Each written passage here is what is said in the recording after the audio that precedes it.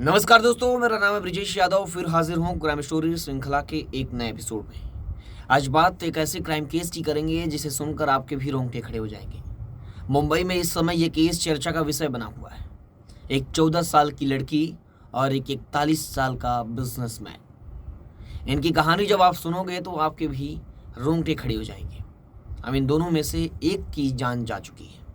क्या हुआ था, पूरी कहानी क्या है, इन दोनों कहाँ से आए थे, मुंबई के ग्रांट रोड में शनिवार को क्या कुछ हुआ, आइए पूरी कहानी आप लोगों को डिटेल में बताऊंगा।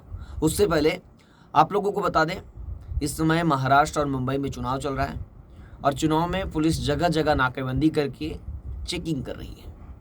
यानी अवैध हथियार, अवैध तस्करी, ड्रग्स, शराब की तस्करी ना की जाए, इसके चलते जगह जगह और ज़्यादातर पैसों की स्मगलिंग होती है। तो ऐसी इस स्थिति में पुलिस नाकेबंदी करके जगह जगह चेक करती है। तो आज वसई विरार में, वसई में क्राइम ब्रांच 2 को बड़ी मात्रा में यानी लगभग 5 से 6 जिंदा कारतूस और पिस्तल मिले हैं, देसी पिस्टल। पुलिस ने पूरी गैंग को गिरफ्तार किया है। लगभग 5 से 6-7 लोग हैं। कनेक्शन गुजरात से भी है, उत्तर प्रदेश से भी है।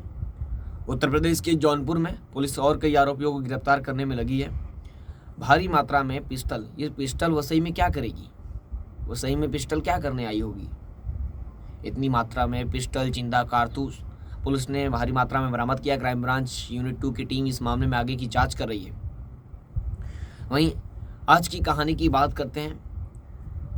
कहानी की शुरुआत होती है शनिवार साल 2024, यानी आज से लगभग 2 से 3 दिन पहले। आज मंगलवार है। मंगलवार से 2-3 दिन पहले यानी शनिवार के दिन एक बड़ी घटना घटती है मुंबई के ग्रांट रोड में।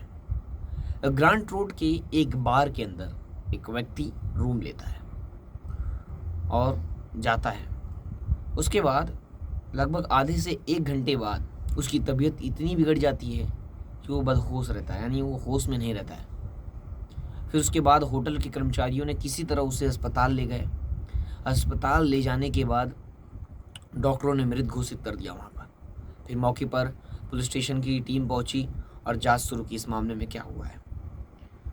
आपको बता दें, डॉक्टरों ने चेक करने के बाद तो मृत घोषित कर दिया, लेकिन उसकी मृत्यु कैसे हुई, वो कौन था, क्या हुआ था, होटल के अंदर 1 घंटे के अंदर क्या हुआ, पूरी कहानी आप लोगों को बताता हूँ।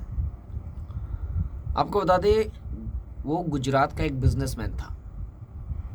यानी कि जो हीरा कारोबार होता है उसे मैनेजमेंट करता था, उसका मैनेजर था वो गुजरात से एक 14 साल की लड़की को अपने साथ ले आता है और वो मुंबई पहुंचता है। मुंबई के ग्रांट रोड में एक बार के अंदर एक रूम बुक करता है।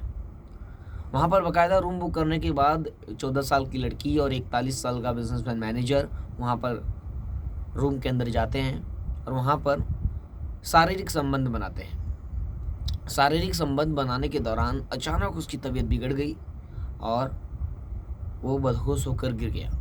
यानी उसे होश नहीं था। अब लड़की थी, वो समझ नहीं पाई कि उसके साथ क्या हुआ।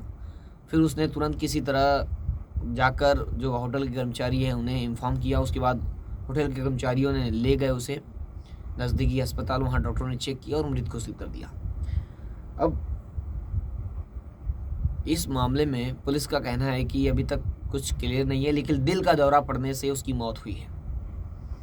और कई मीडिया रिपोर्ट्स ने भी छापा है कि शारीरिक संबंध बनाते समय अगर किसी को दिल की बीमारी है या किसी का हार्ट सर्जरी हुई है, अगर वो संबंध बनाते हैं तो उन्हें हार्ट अटैक आने का चांसेस हैं।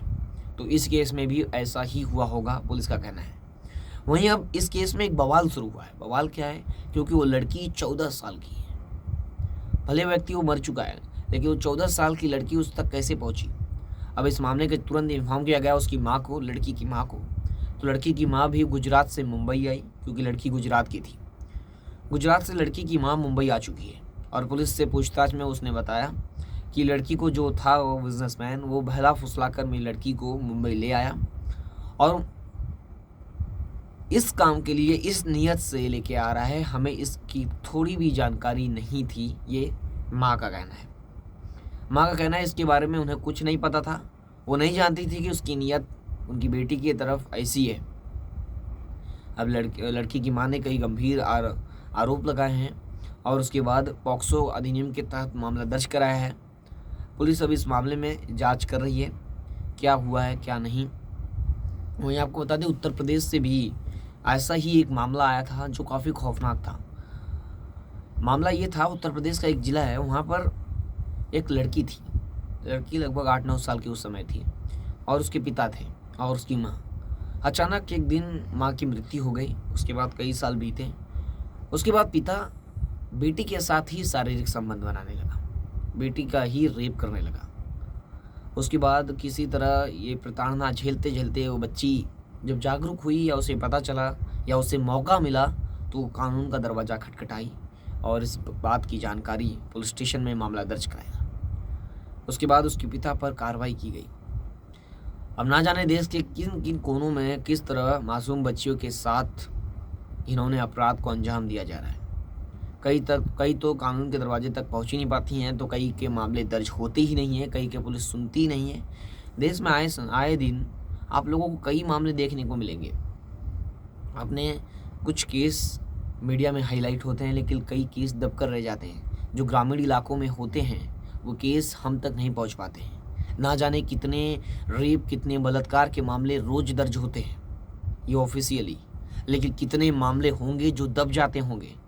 कितनी गरीब ग्रामीण क्षेत्रों की लड़कियां होती होंगी, कितनों की स्मगलिंग करके बाहर से लाया जाता होगा वैश्यावृत्ति के धंधे करने के लिए। ना जाने